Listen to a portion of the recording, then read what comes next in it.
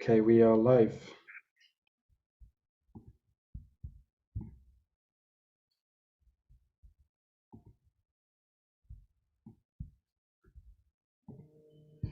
Okay, we are live. Good afternoon, everyone. I'm just going to turn off the YouTube audio so I'm not getting some feedback. Welcome to Hybrid Live Coding Interfaces Beyond the Screen. This is our fourth and final session, which is on the theme of play. And we have 5 speakers in this session. And Kofi has kindly provided us some guiding text for this session. So I'm just going to read that to you, and then we can start with the first talk. Playing isn't just for kids. Do we even stop playing? How does play look when we apply to code? How does one play when the tools are mundane, or rather not meant for this usage? In this session, play will not be in the background, but the force that pushes the intent of creation. So our first speaker on this theme is Raphael Bastide. And I'll let you introduce yourself in your talk. Hello, thank you very much for the invitation, and I'm super glad to introduce my project Cascade to you and to such a good public. Well, I'm going to start sharing my screen, so let me know if you can see it, if you can't see it.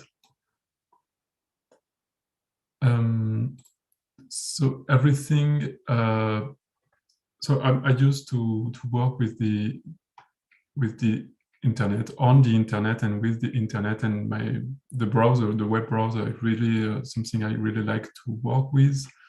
And recently, 1 year ago, maybe 1.5 years ago, I decided to create a sound instrument inside the web browser, inspired by what is possible to do now with web audio and web MIDI. So the first attempt to do so was this interface called Grovity. It's a sequencer that I was really interested to create a sequencer with let's say traditional design, but with this note granularity, so you can slide the notes to create complex swings and grooves.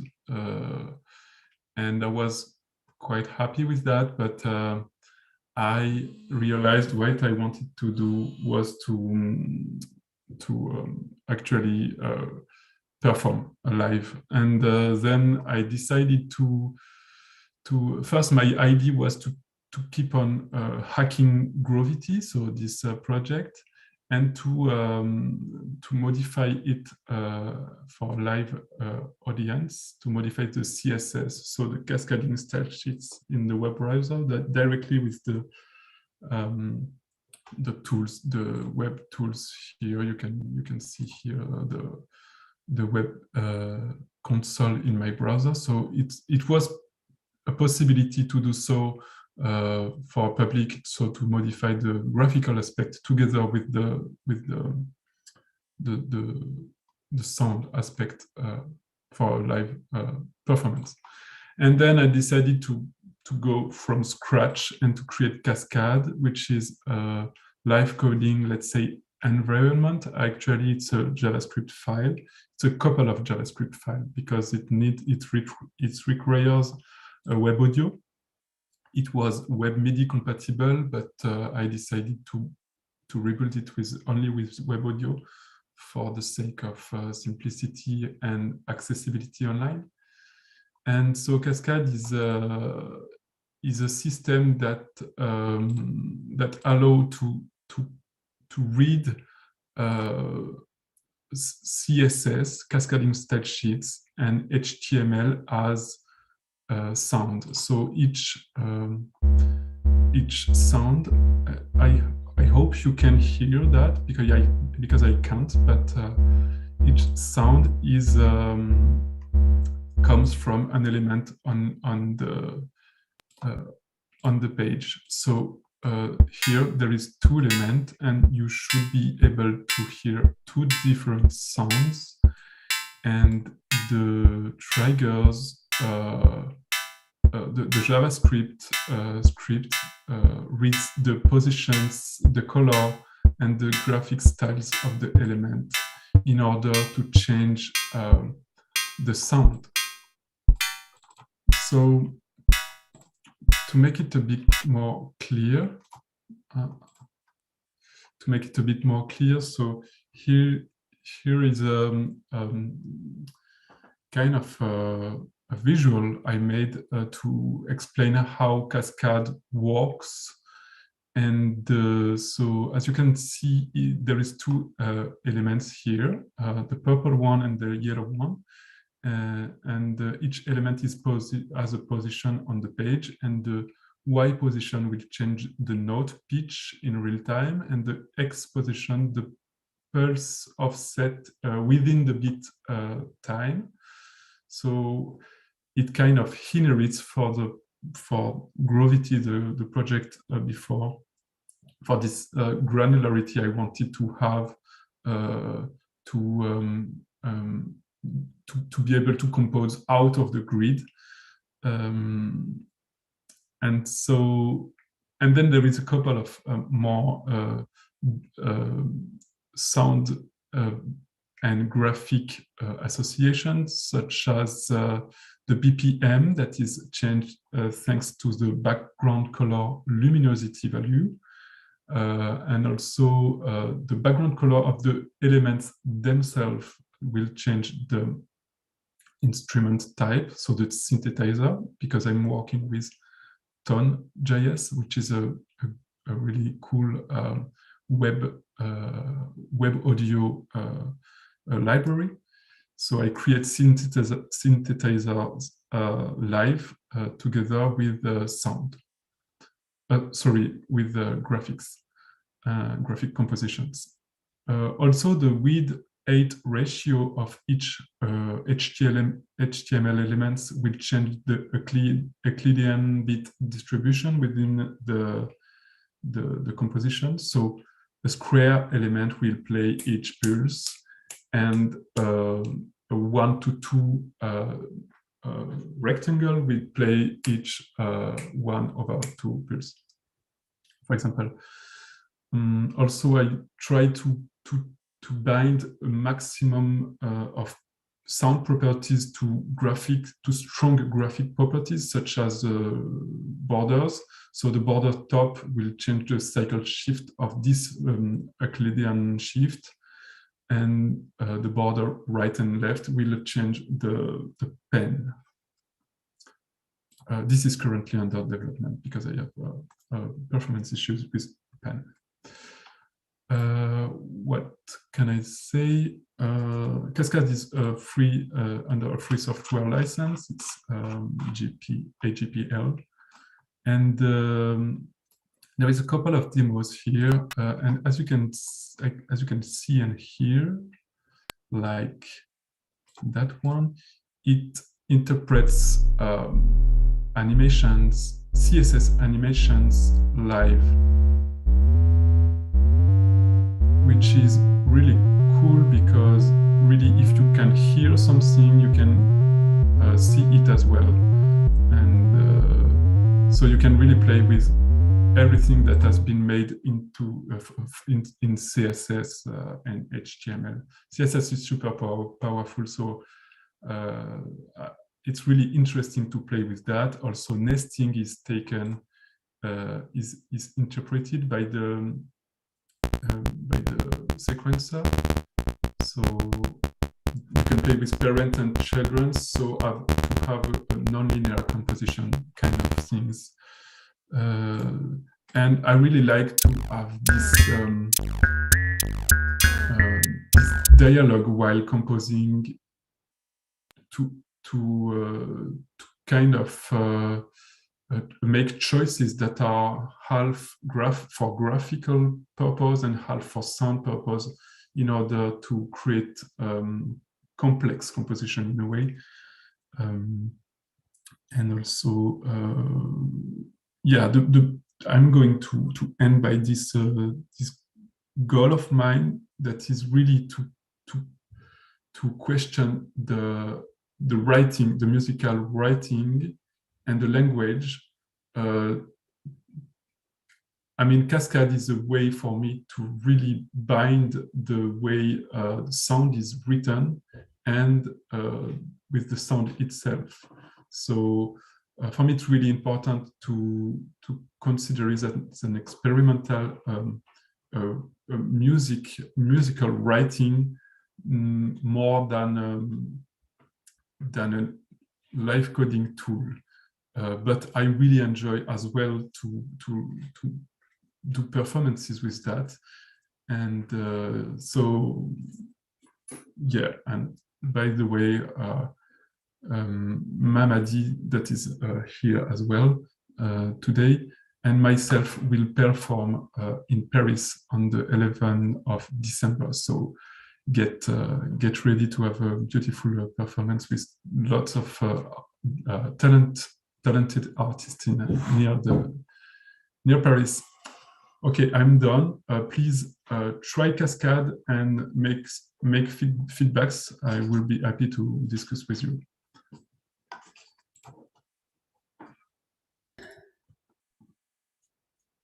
Thanks, Raphael, for that amazingly well-timed talk. I think you were at 9 minutes 50, so very well within the time.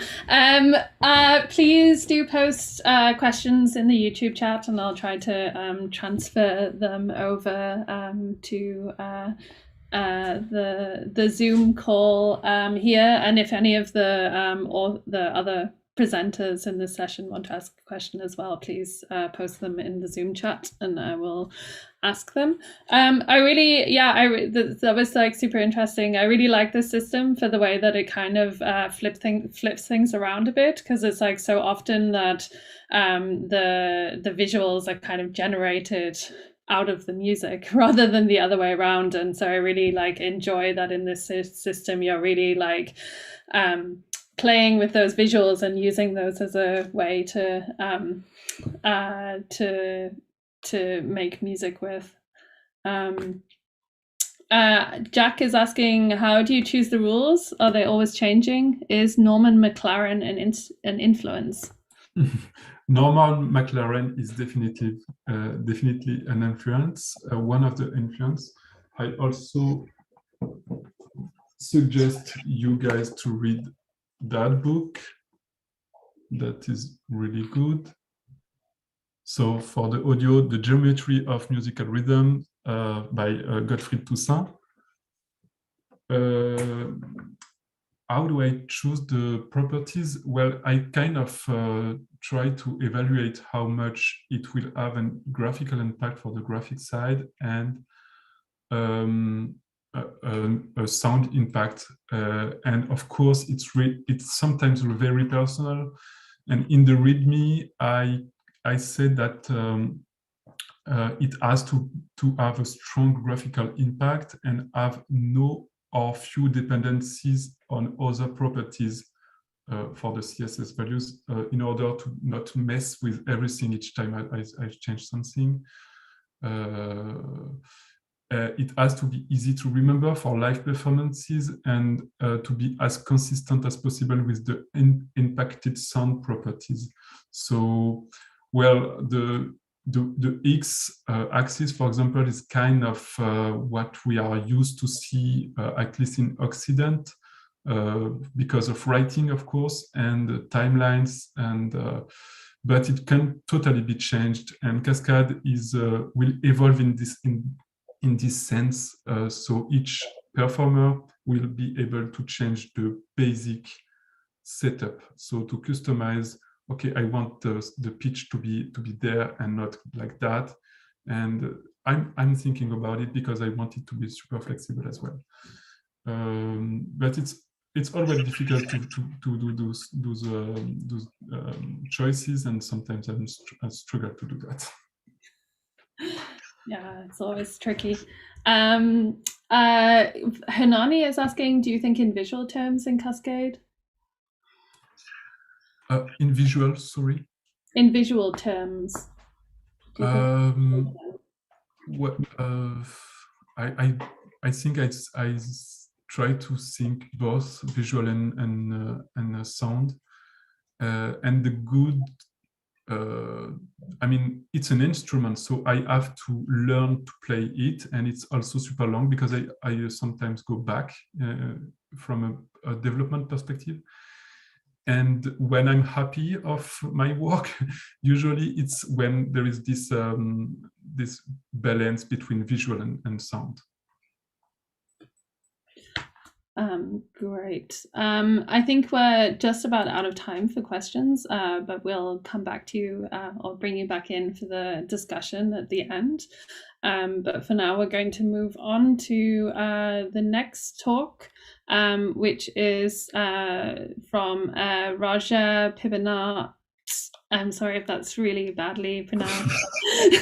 You can correct that. And Glenn Fraser, who are going to introduce that project.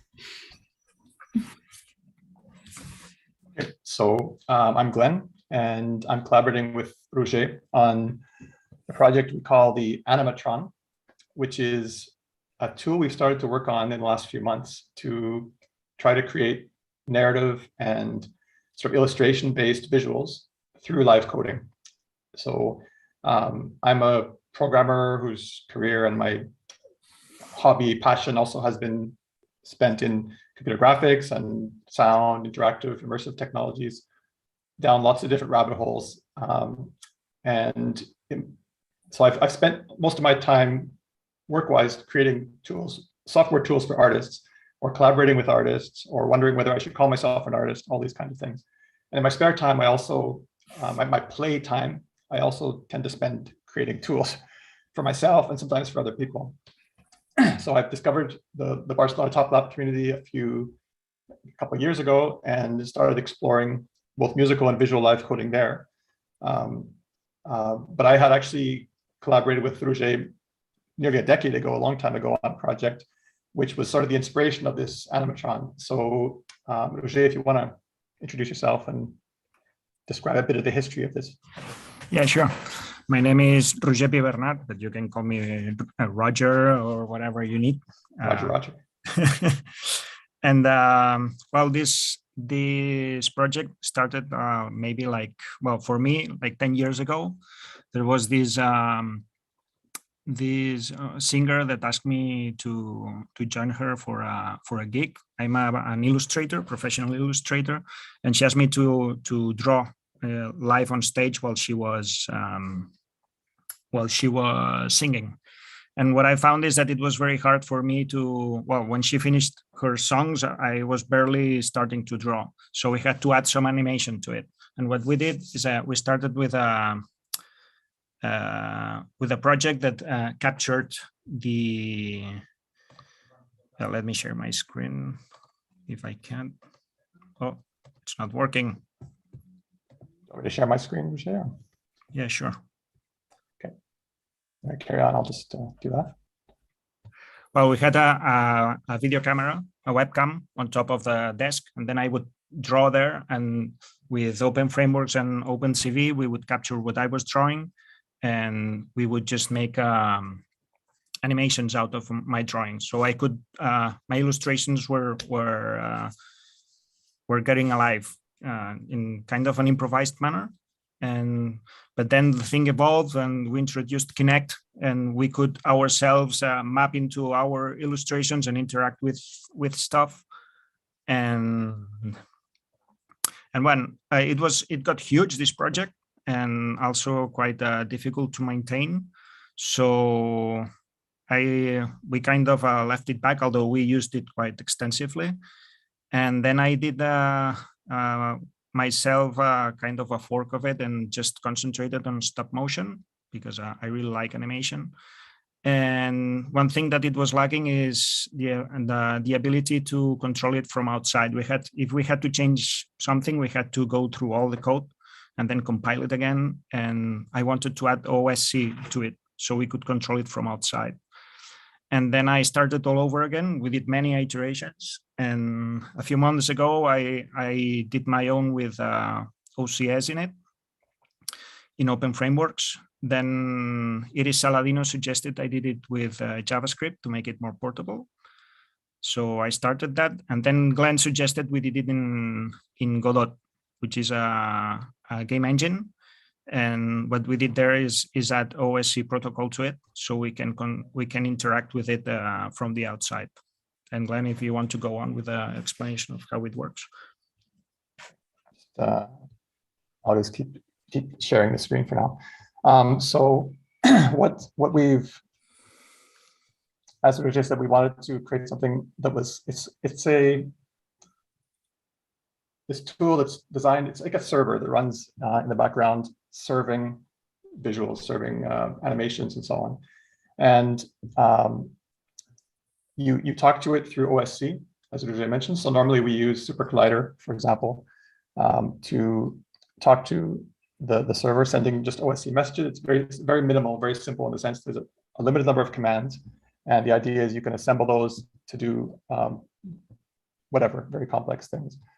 I'm just gonna, since we're live, I'm just gonna quickly share, sorry. I'll just do a really quick, as I'm talking, demo. Roger, feel free to jump into. I'm just gonna, so there's a series of OSC commands, which you can just create. You have assets like images or sequences of images, sprite sheets, those kind of things that you can load. You can change the properties. You create them sort of as actors. So you give them, you create them, instantiate them on the screen as visual elements, and then you have properties like position, transformations. You can change their colors and so on. You can give them, speech bubbles above them that do things. Since you're in you have the language you're using, like Super Collider in this case, to send messages. You can do whatever you want. So here I've created a couple of routines that are just basically making the characters blink here. So they're just one frame animation or two frame animations with two different eye positions, and it just sort of makes them a bit alive by having them blink, but we give them a bit more character. And you can start to do things more narrative, like have conversations back and forth. Again, this could be done as I'm doing here, line by line, but it can be also written as the idea is you would encapsulate things into functions and things that you would use while you're live coding. Yeah, and we developed kind of an OSC usage. I would say that you can call different OSC messages from. You can make bundles and then give it an OSC message, and then you can access all that bundle from just one message, and we can put variables in it. And so you can make kind of your own language, I guess. And the idea is that you can use any type of animations. So you could use movies, you could use game sprites. These guys here are sprite sheets that of this dude walking, and there are plenty of them on the internet.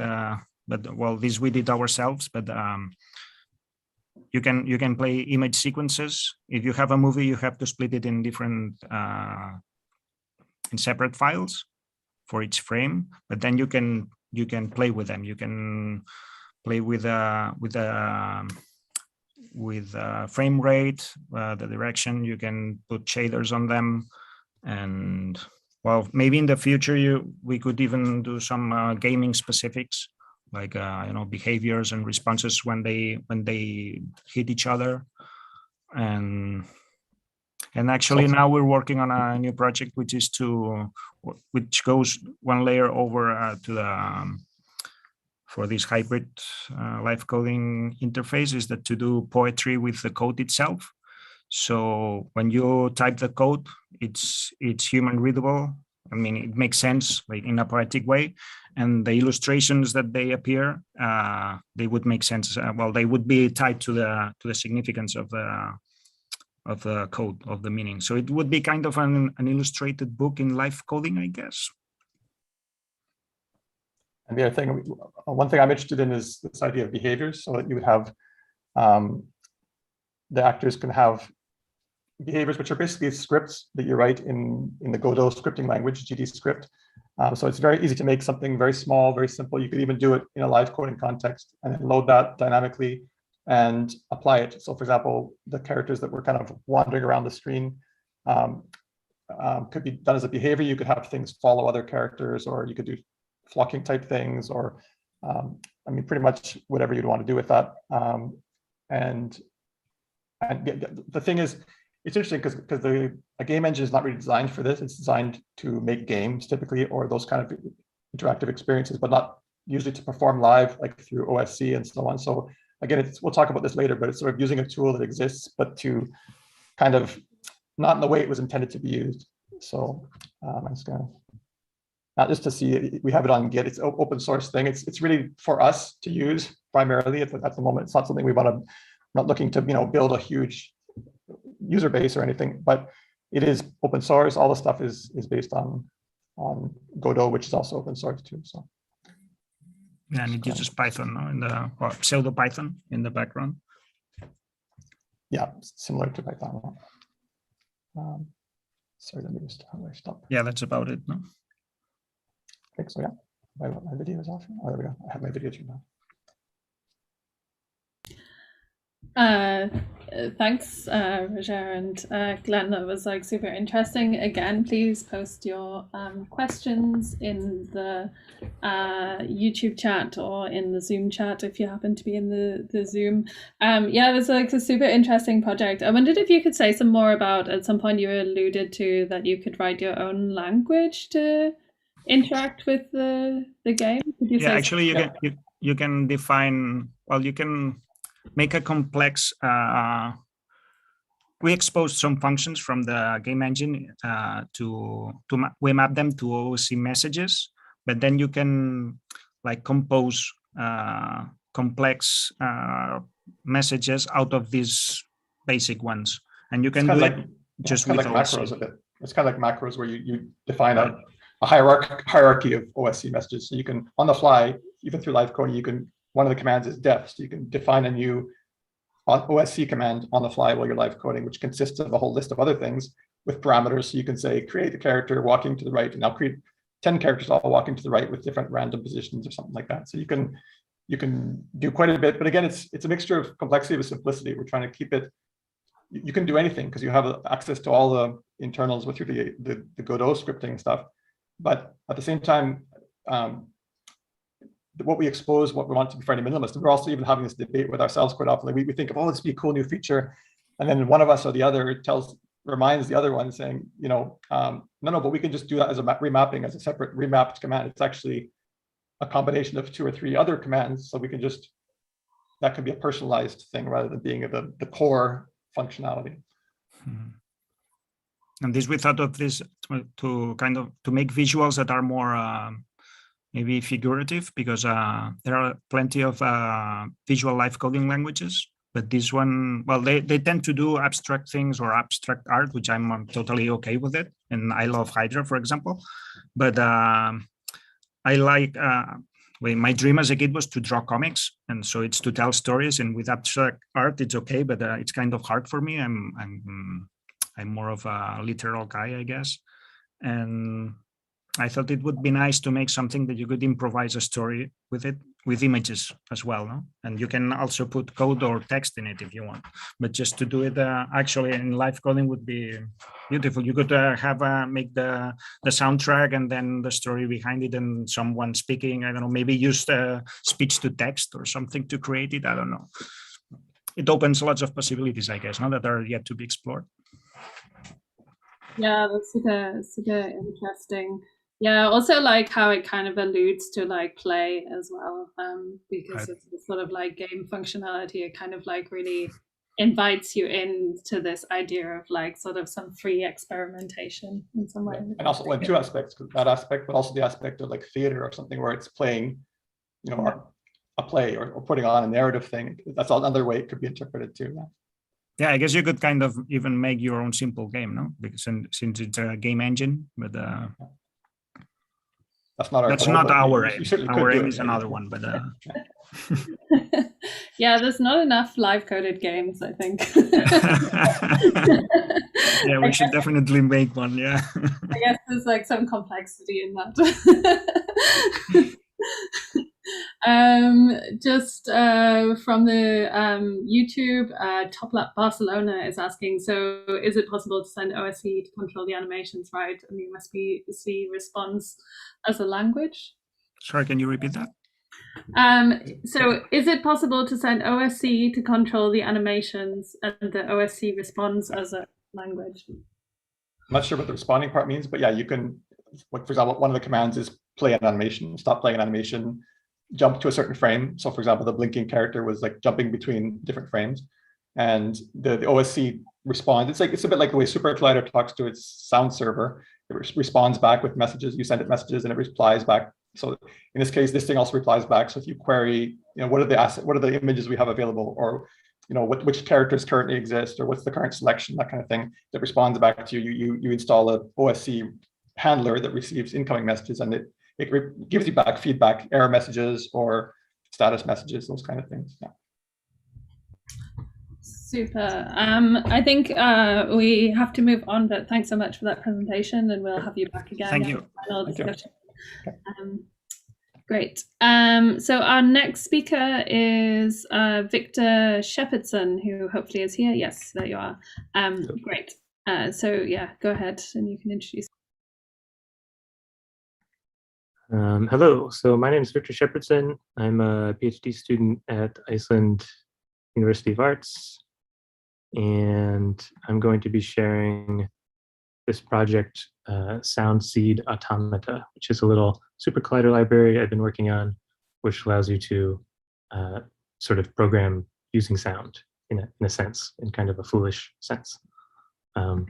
So I was inspired by the call for participation to think about kind of taking it very literally beyond the screen. How could you program music with sound without needing code or any kind of visual interface?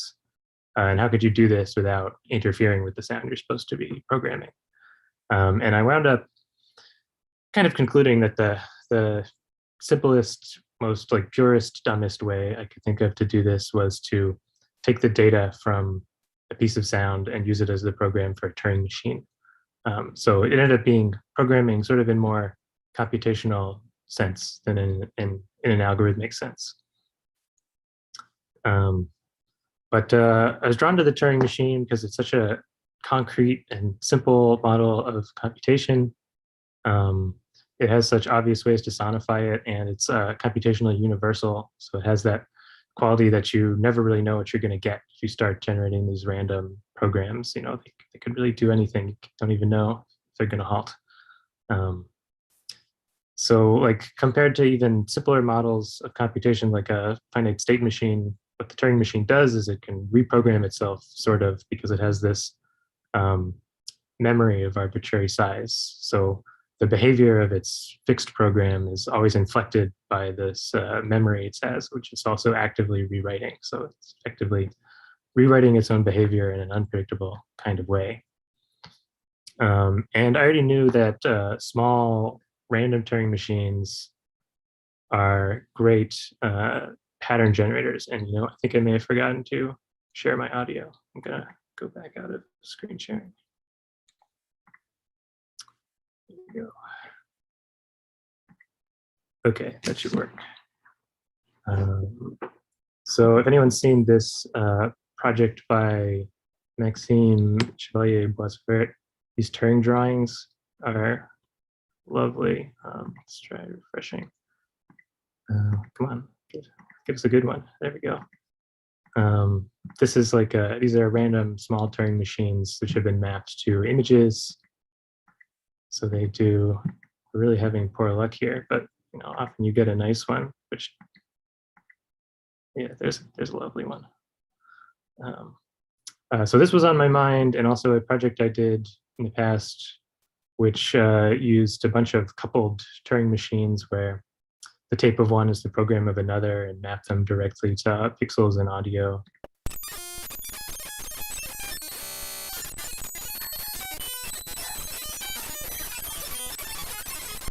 So that's happening at audio rate. But for this project, I wanted to do something a bit gentler, something that would preserve the quality of some kind of incoming sound with which you're programming it. So just a quick refresher on Turing machines. Turing machine has a tape, it's called, just a linear memory, like an array or a list, with some finite alphabet of symbols which can be stored on the tape.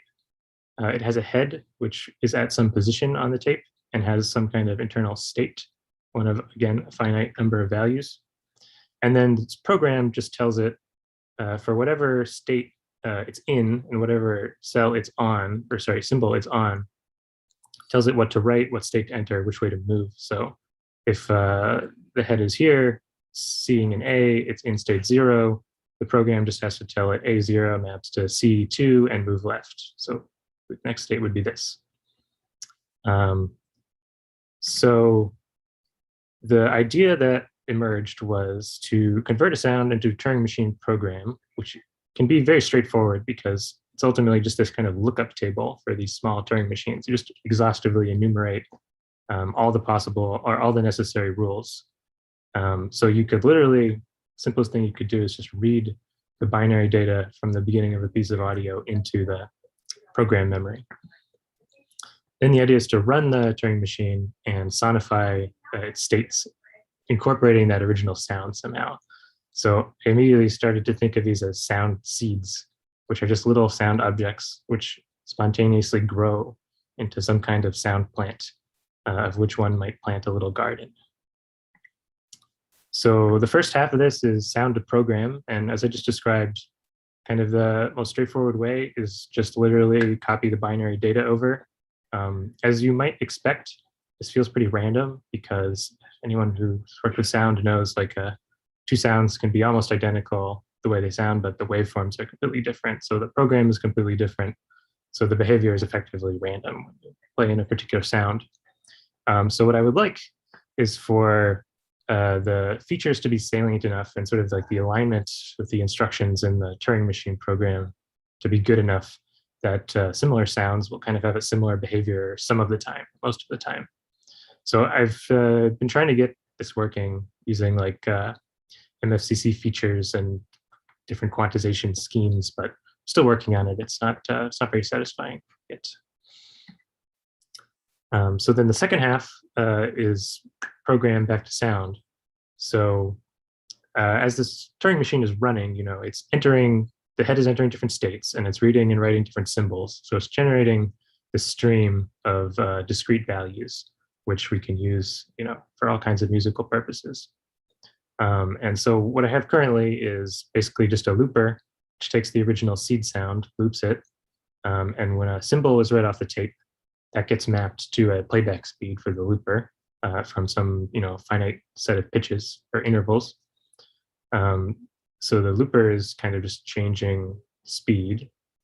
And then the states of the Turing machine head get mapped to a rhythmic delay value from a finite set of rhythmic intervals. So the original length and sound kind of interact with the patterns that the Turing machine produces to produce a melodic and rhythmic figure out of the original sound. And when you actually do this, as we sort of saw in those visual versions of the Turing machine, what most of these small, effectively random programs will do is like immediately halt, just sit still, or enter a short loop and effectively halt, or run off towards infinity on the tape, doing one of those two things, like either not changing state or doing much, or in some kind of small loop. So I realized it was important to sonify the position of the head on the tape. And also that it would be helpful to kind of decay anything that's looping a lot, like not really changing, decay that slowly into the distance. So this kind of suite of spatialization stuff to have, you know, the pan controlled by the position on the tape, the distance also controlled by the distance from 0 and by the repetitiveness by tracking how often it's been in certain states. So this creates this nice environment, which I've termed the SoundSeed garden, where the sound, you know, the sound seeds grow into sound plants, but they eventually decay and make space for new seeds. So I've built this thing in Super Collider, over here. It is on GitHub. You can get it and play with it. I need to clean up a bit. It has this nice interface, but it's not super hackable. I'd like it to be much more modular. I'd like you to be able to replace the synth, sort of change the Turing machine behavior in intelligible ways, all this kind of stuff. It depends on the Flucoma tools, which don't seem to have a quark, so I didn't bother making a quark, but you should be able to just clone it right into the Super Collider extensions directory to play with it. All right, so let's attempt a brief demo. See if the sound is going to work through Super Collider. Let's boot that server up.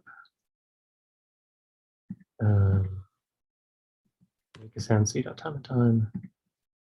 And okay, so I've just got a little routine here, which is going to plant a seed, which means start recording, wait half a second, and then scrap the seed, which means do everything else. I'll feature extraction, start the Turing machine. So I'm just gonna tap on this bottle for a sound seed. Let's try this.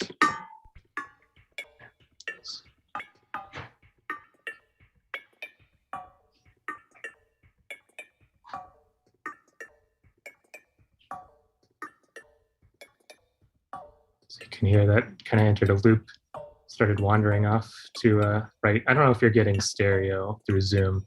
Actually, that's probably a bummer. Probably not. Anyway, take my word for it. It's wandering off to the right. It sounds nice. This pseudo binaural pan. But if you just cast a handful of seeds here, you get a nice little garden texture.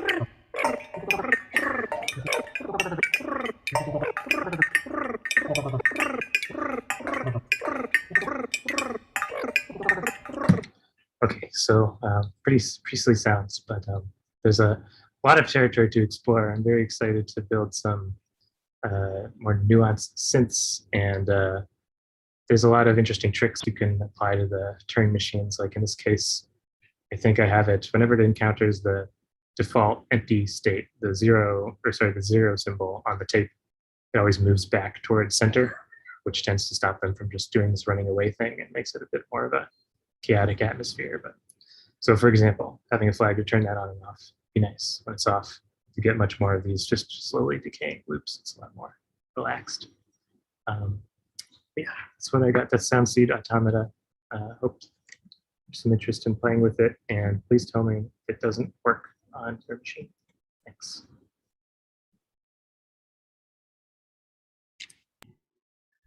Thanks, Victor. It's like a super nice project. I really enjoyed the gardening metaphors of just kind of planting something and kind of seeing what happened. I wondered though, like from a live coding perspective, is there a way or some interesting option for like intervening in the algorithmic process, or is it just a case of scatter and see what happens? That would be really nice for sure. Like it's meant to all be fairly hackable on Super Collider. Like as you saw here, I just kind of squished it all into this convenient interface, so it's actually approachable if someone just wants to start playing with it. But I'd like to expose all those weird parameters I described, and it would be nice to have them, accessible from Tidal or something. But I was also just thinking about something that you can easily map onto a single button and just put the screen away. Nice. And have you used it in performance or in some other way, or? Not yet. I've just been building it and fooling around with it in that kind of manner.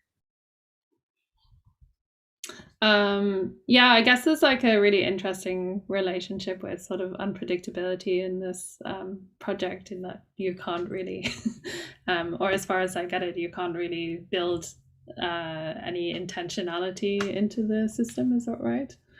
Yeah, I'd like to kind of walk the edge of that as I was describing, like you have this there's this very kind of random relationship between the sound and what it does.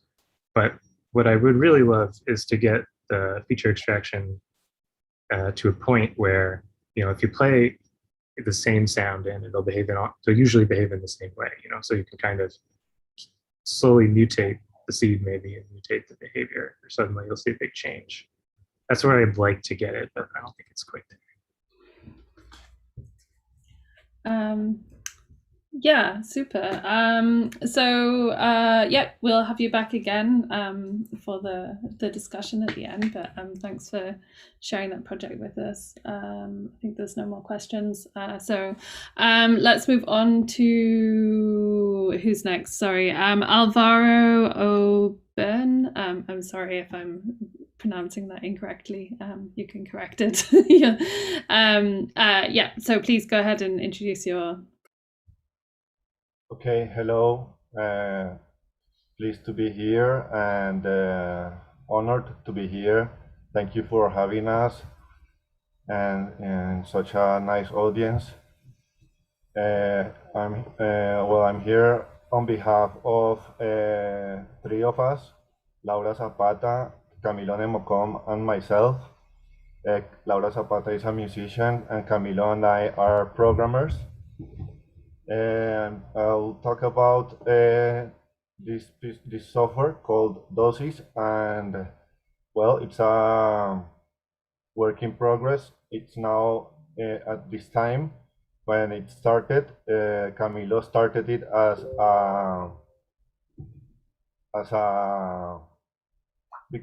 a project for his students to use.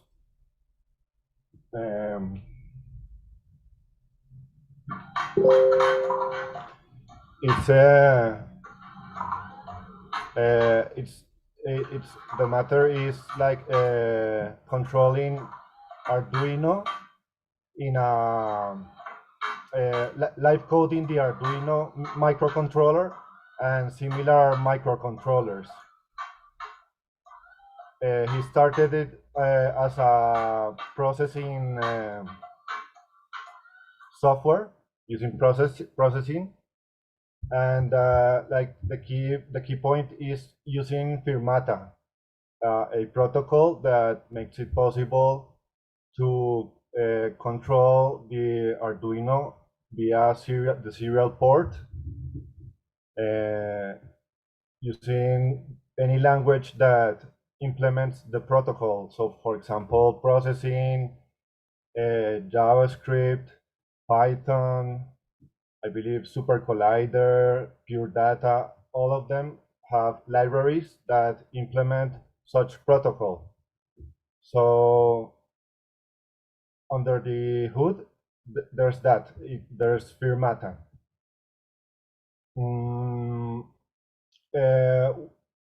With the processing version, we even did a workshop here in Bogota, and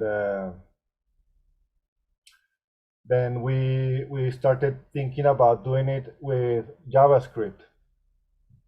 Well, I can. Here is also maybe.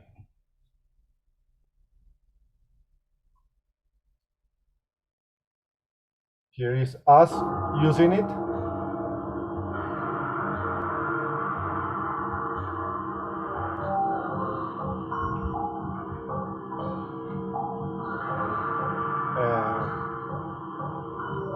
We would like to, we want to, with this, we want to make sounds and make like machines that make sounds and machines that make visuals, like shadows, mirroring, like using mirrors to mirror light. Also, maybe, well, anything that are analogic visuals or analog visuals. So the project is the processing version is at GitHub at this address, but then we wanted to like to move on to JavaScript, or not move on, but port the project to JavaScript. And so that's what we are doing now. We ported it using a server server based. I mean, it's not like you plug in something in a web page and start live coding the Arduino. In the current version, it requires a server, like installing the server, so it's not as friendly as other live coding environments. But currently, there's two APIs in JavaScript that would make it possible to do it a bit more friendly, which are Web Serial and Web USB. For example, currently using this page, you can upload the Firmata protocol, the Firmata firmware into these controllers, these microcontrollers, and not just Firmata, but you can load even programs that control, like blinking a light or and such.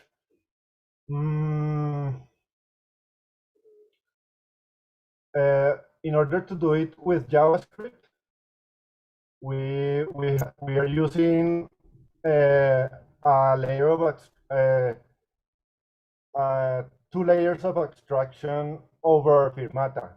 Like Johnny 5, it's a very helpful library which already implements Arduino control with Node, and that's what we're using. That's the first layer of abstraction.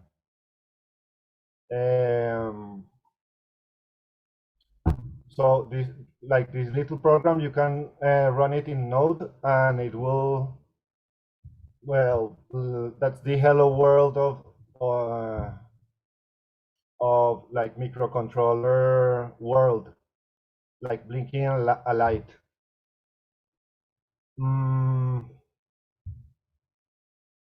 So in order to so the next step will be like, I mean, it can be now a software can be now done in which a server is not needed. And here it's an example, but I haven't gotten it to work. So here there's a web page in which already Johnny 5 is loaded, as you can see here. But when I start the program, it even recognizes that there's an Arduino installed hooked to my machine via the USB serial. But it won't work.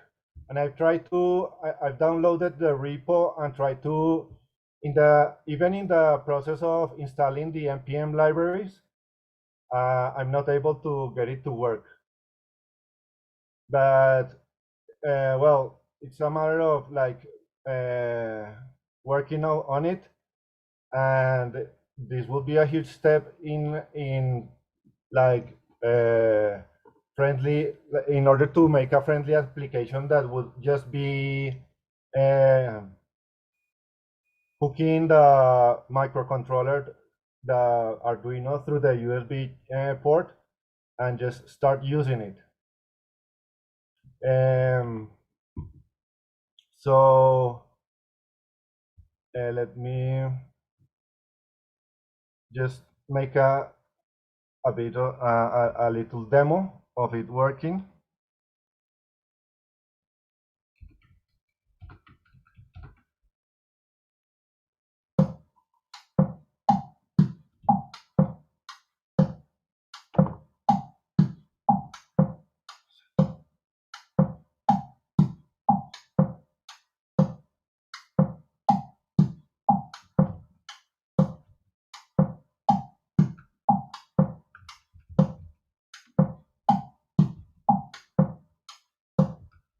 I mean, I'm running here the server, and here are instructions in order to synchronize Super Collider with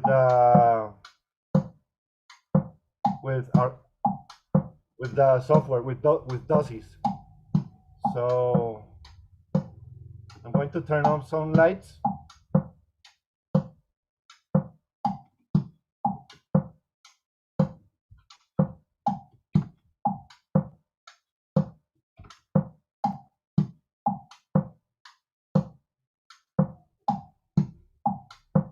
They didn't turn on. I reloaded it. Now they should be.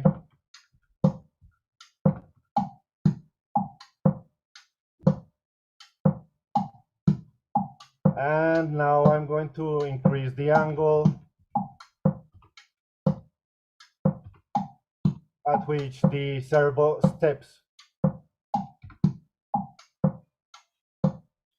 even more.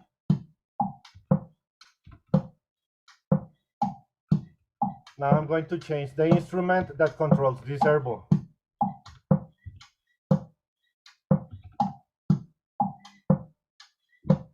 Now I'm going to reduce the angle at which the servo steps.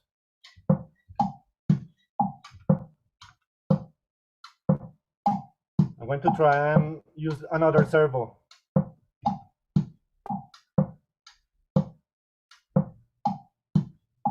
And I'm going to change which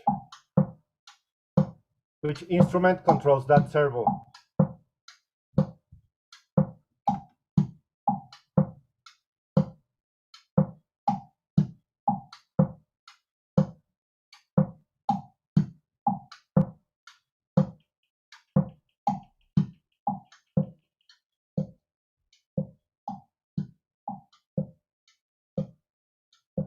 So yeah, that will be it.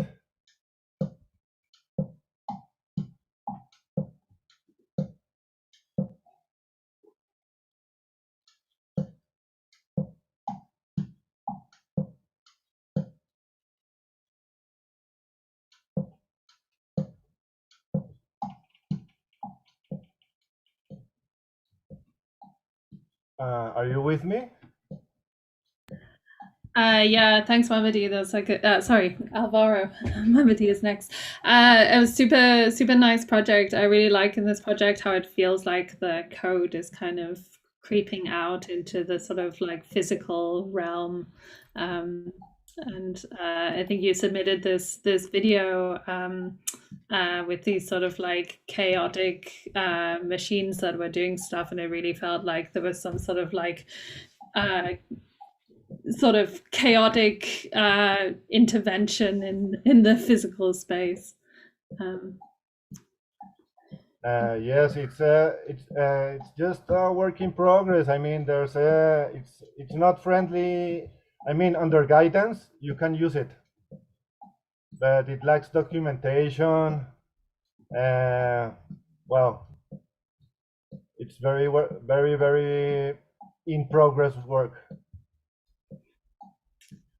Yeah, but I mean, it's really nice, sort of these automated processes that then you can sort of intervene in sort of like an embodied way. I really enjoyed that about it. I don't know if you want to say anything else about the sort of where this idea came from. No? Okay, great. Well, yes, I was trying to control a Atari Pong console with control voltage, and like I have to load the program each time into the Arduino using the Arduino IDE. And well, I'm very fond of real-time control. So I just thought, how can I do this without having to upload the code each time? Mhm. And then I talked to Camilo. He had that. He already had done that with Firmata. But it was he did it like for a class he's doing with at the college at college.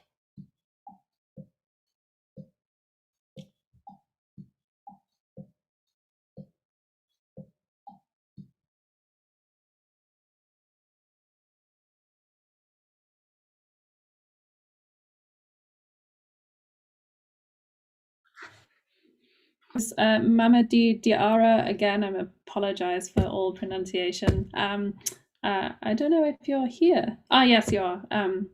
Yeah, please, yeah, introduce yourself and go for it. Hey everyone, do you hear me? We hear you, but we don't see you. Because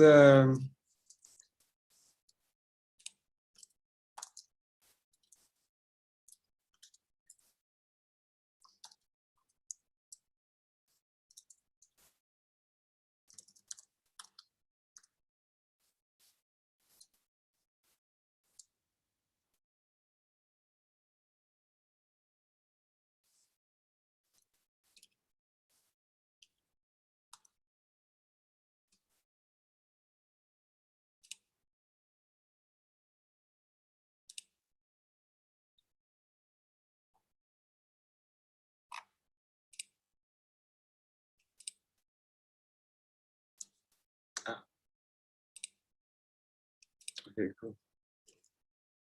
Hey everyone, hello. I think your video and your sound are both on now, so feel free to go for it. Do you hear me?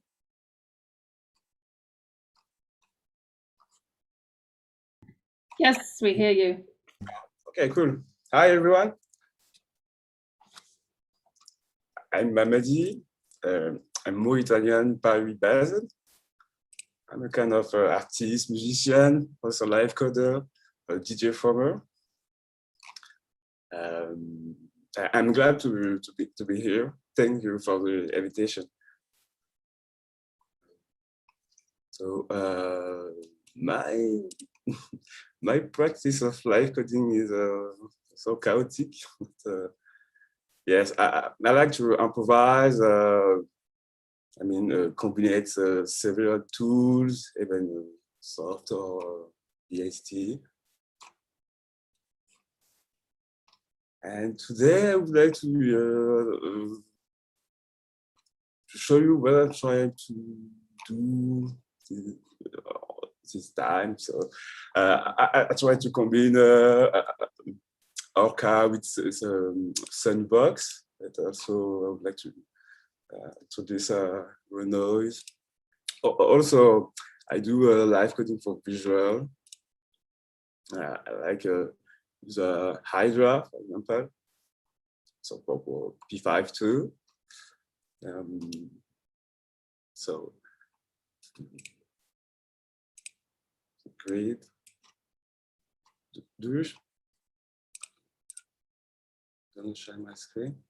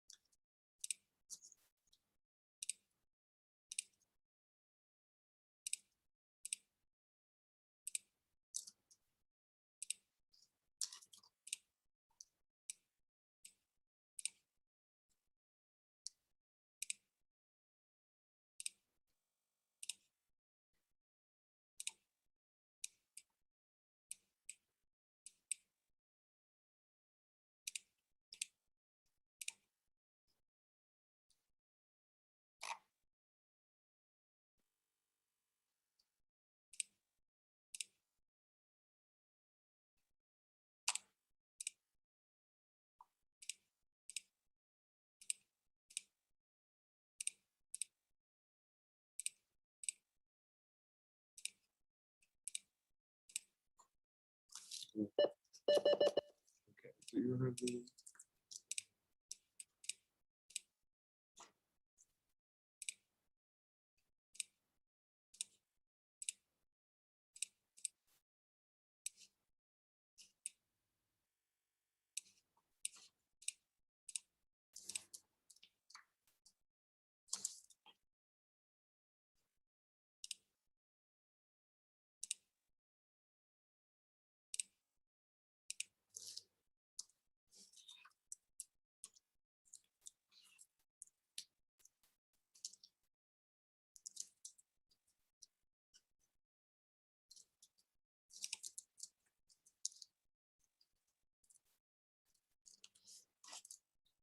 Okay, do you have...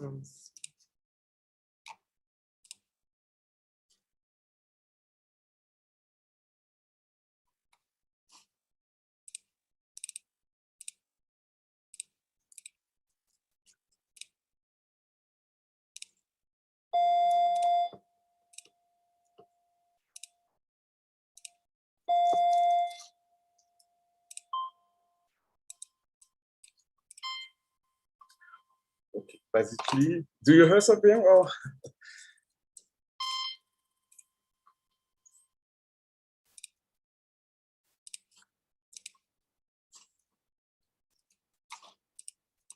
Okay, cool. So I can start from the scratch. So again, and I always improvise. So even my, I release some track on Bandcamp or SoundCloud. And mostly, yes, I improvise. I enjoy myself to improvise. So I have nothing to bring in my head. So it's just writing something, trying to create bridge with this open source software. And the next step, yes, maybe why not create the VST or writing some VST, but I don't have any developer or programmer background, so I went to the university. I learned social sciences, human and social sciences, so it's far away from music or so.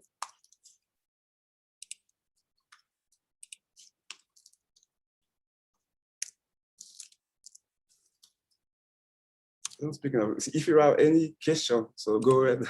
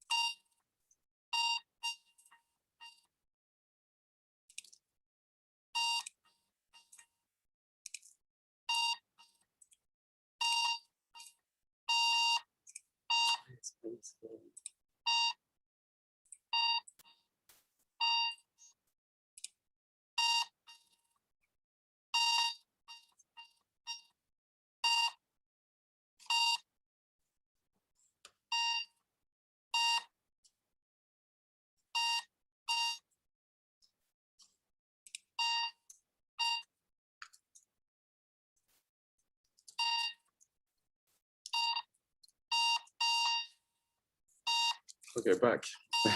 Sorry for this. My computer freezing. Okay.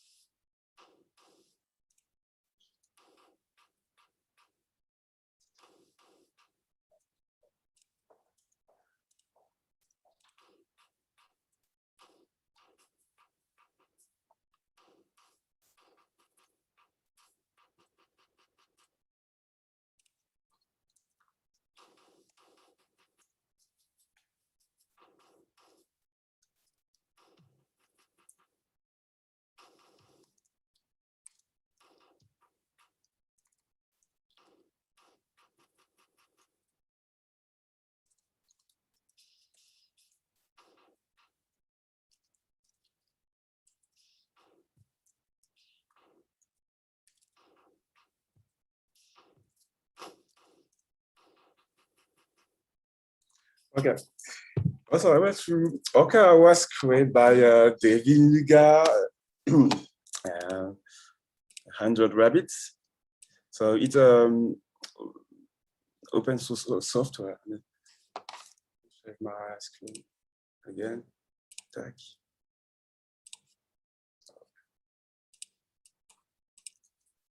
And there are so many contributors on this community. So.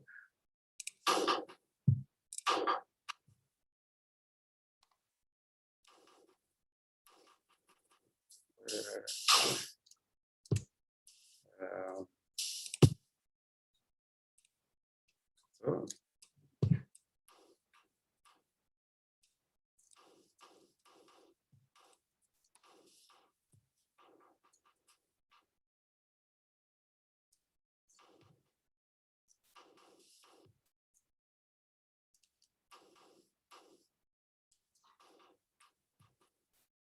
Okay.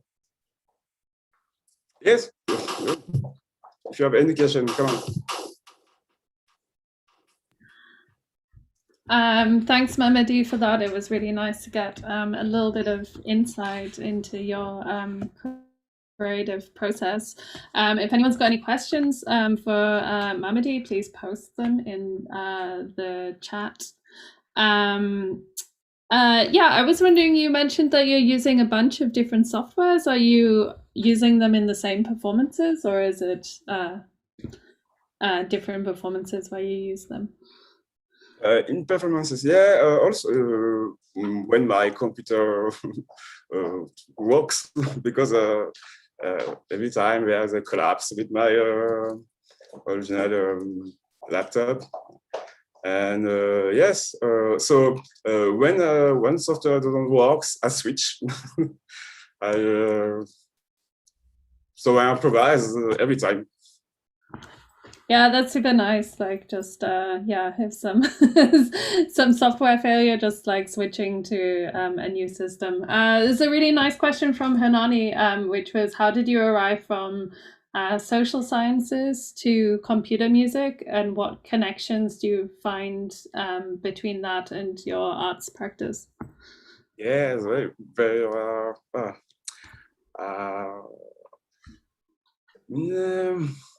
I decided to go to that university because I would like to.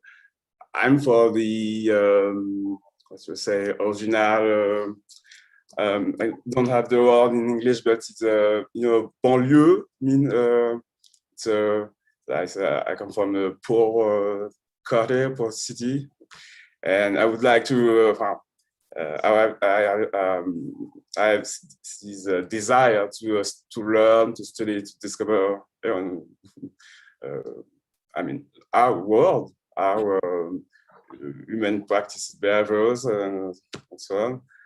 And I think there yes, there is the link between social human sciences and my daily practices or daily workflow. Even when I saw people share knowledges, discuss. There, yes, yeah, there are links there. It's no, it's close. Something like. I'm so sorry for my English, by the way. On peut poursuivre en français. C'est ma langue, c'est ma langue primaire.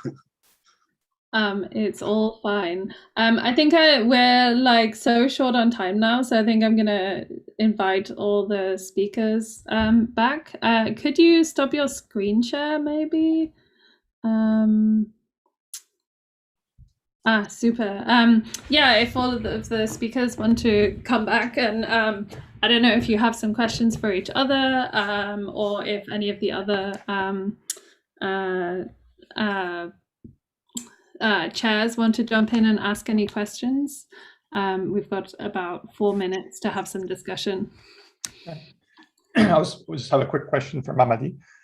How did you choose Orca as your, if it was your entry point to live coding, was that where you started? It seems like a difficult place to jump in for a non-programmer, but it's interesting that you chose that. I'm wondering if that was the first place you came in or you tried other ones. Yeah, I try everyone.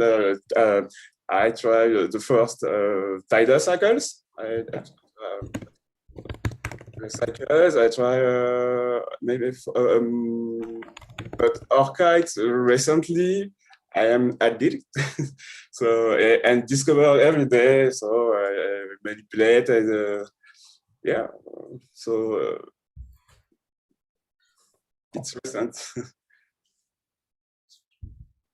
I don't know if I ask you a question.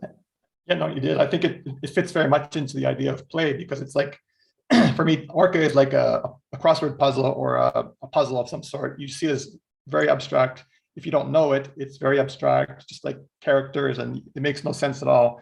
And so I can see the pleasure you would have from like, I've tried a bit of Orca, I'm not an expert at all, but the pleasure of trying to discover this cryptic language and explore it and, you know, use it as an exploration the same way you might do a mathematical puzzle or a word puzzle or these kind of things. I think that's, yeah, I understand the attraction there. It's really yes, cool. It's like a game.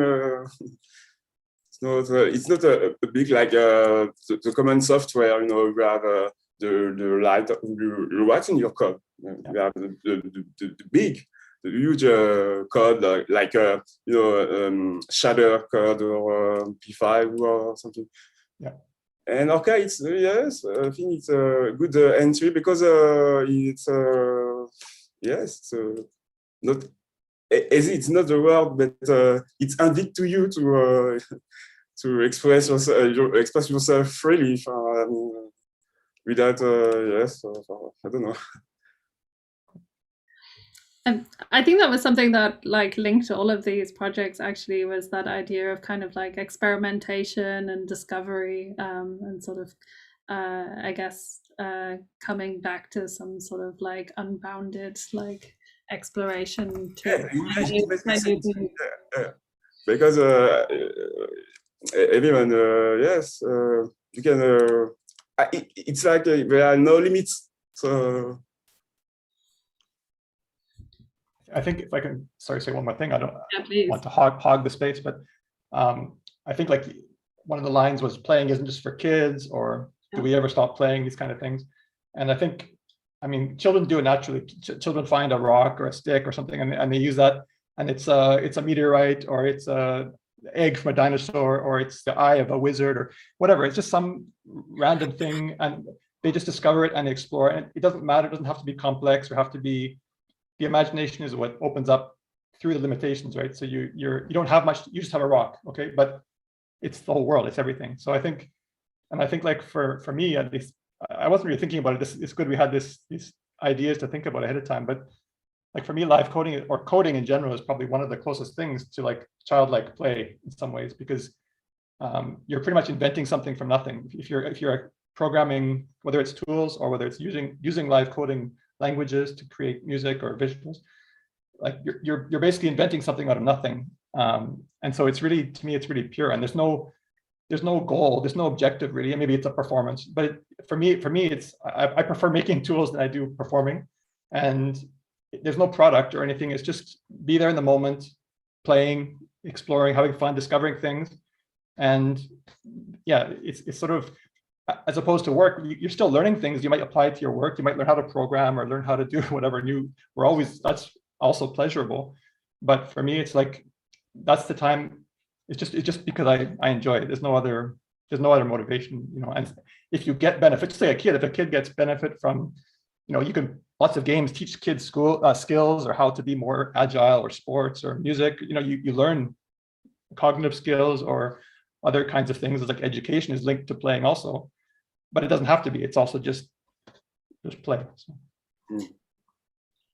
Yeah, I think that's super interesting, and I loved what Kofi said in his text as well about talking about coding as like the mundane. And I think you expressed like really nicely there how a kid can like pick up a rock and be like, oh, it's a wizard's eye. And I guess like when we're live coding, it's also like that with code. Like we're taking what can be like super like boring, like a tool that we use to work, and like making these sort of like creative like explorations and sort of like journeys of discovery or whatever.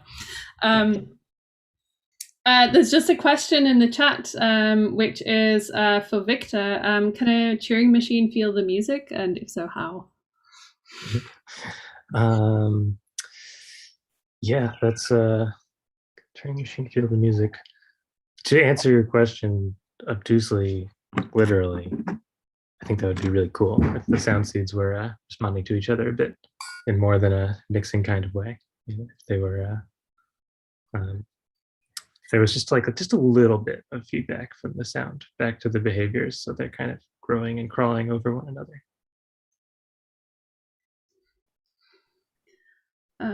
Great.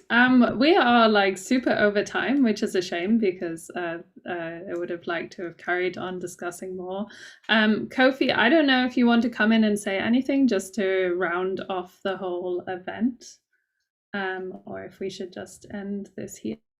Yeah.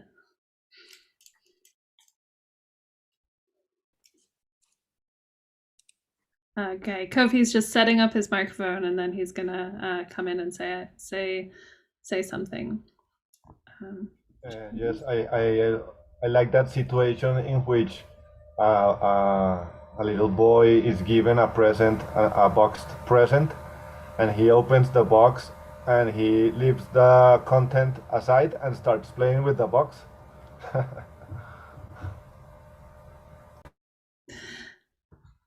Yeah, I guess I was thinking with Raphael's project with the web pages and these like super simple like CSS graphics. It's like super nice how he's like, I don't know if he's still here, but he's turning these kind of like very simple things into something like that's like super interesting and like super playful, and like really turning that sort of like web page interface into this like playground for making sound.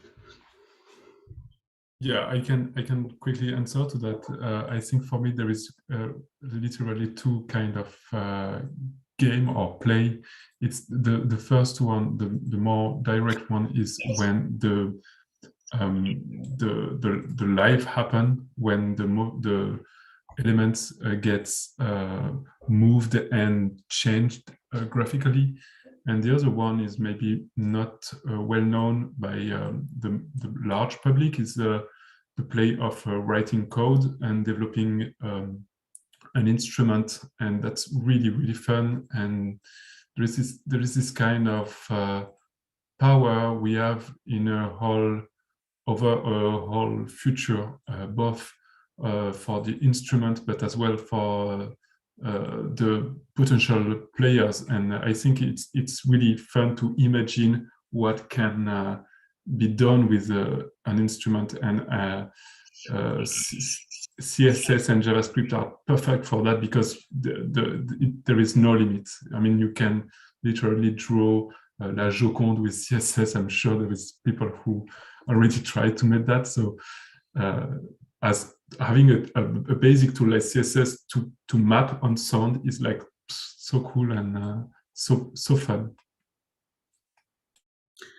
Yeah, and I think also like, I don't know how you think about this like collaboration between like the tool builder and the eventual user as well. Like it's often like the things that are super interesting are the things that you didn't imagine that people do with it as well. Well, for now, Cascade.js is the engine, and everything that is on top, like interaction, goes directly on the HTML pages. So people are free to make the patch they want. It's like a personal website. Instead of it's a live patch.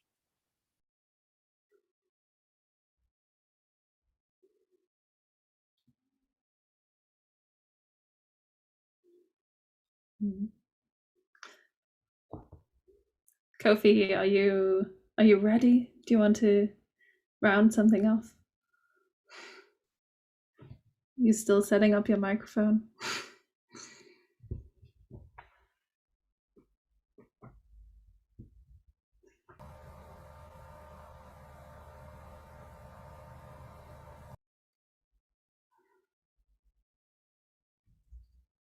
No, I can't. No, we can't hear you. No.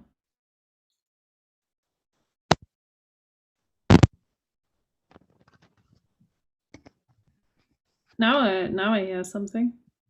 Can you hear me now? Yeah. Now we you can hear me. Yeah. Yeah.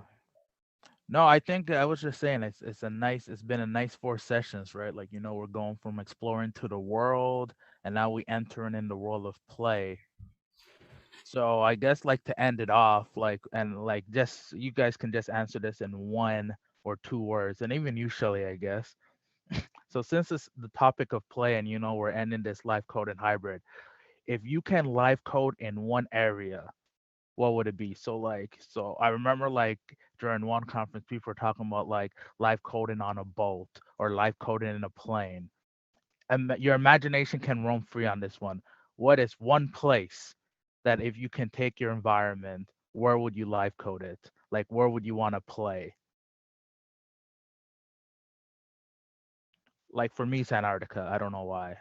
I think Antarctica would be a cool place to like live code.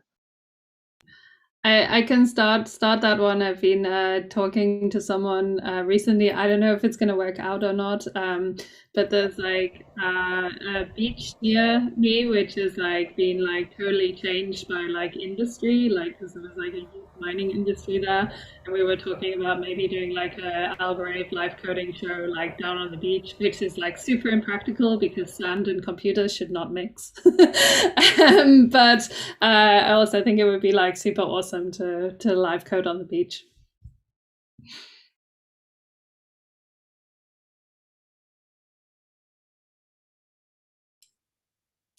I did on a boat, and that's really great already. I had a chance to make a residency on a boat and on a barge, and it was really cool. So go ahead and try to do that as well, because it's a good experience.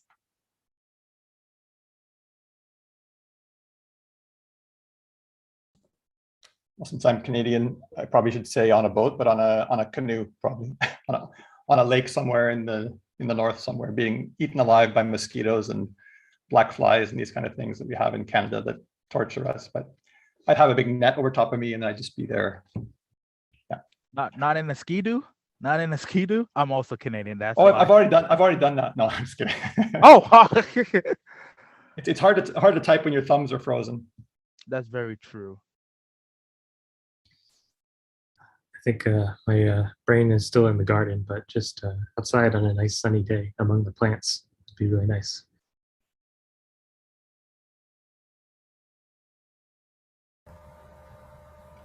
But are you talking about like projecting somewhere, or just sit down somewhere and live code?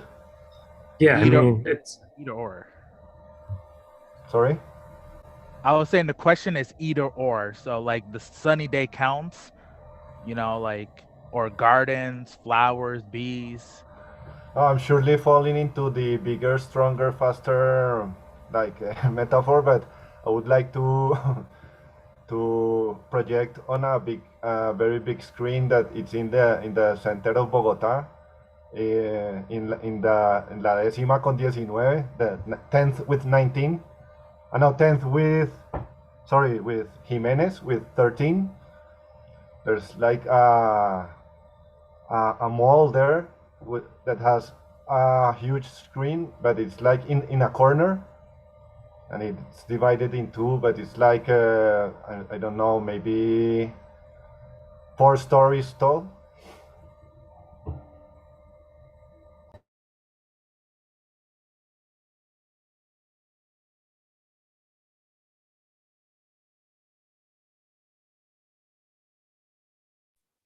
I guess my choice would be the desert, maybe. Although sand is not must not be mixed with computers. I agree with Shelly there, but maybe a rocky desert, so there's no much sand in it. Yes, come to Mauritania. You might get. Someone on the chat is saying they'd like to live code underwater.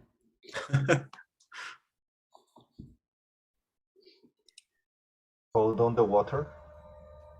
Yeah, code underwater would sound nice, right? It will bring a whole new message of error, or like, being buried in code.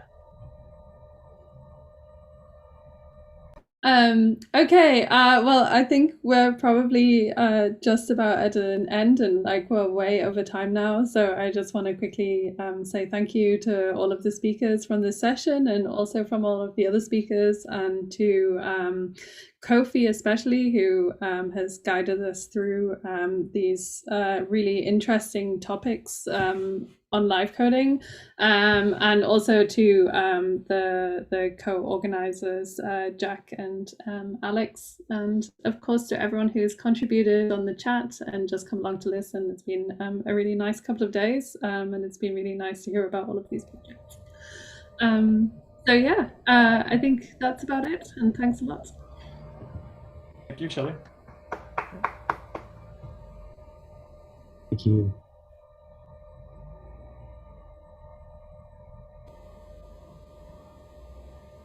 Thank you, everyone. Thank you. Oh, it was an honor, a pleasure. I was very nervous. I'm hoping Jack is going to stop the stream because I don't know how to do it.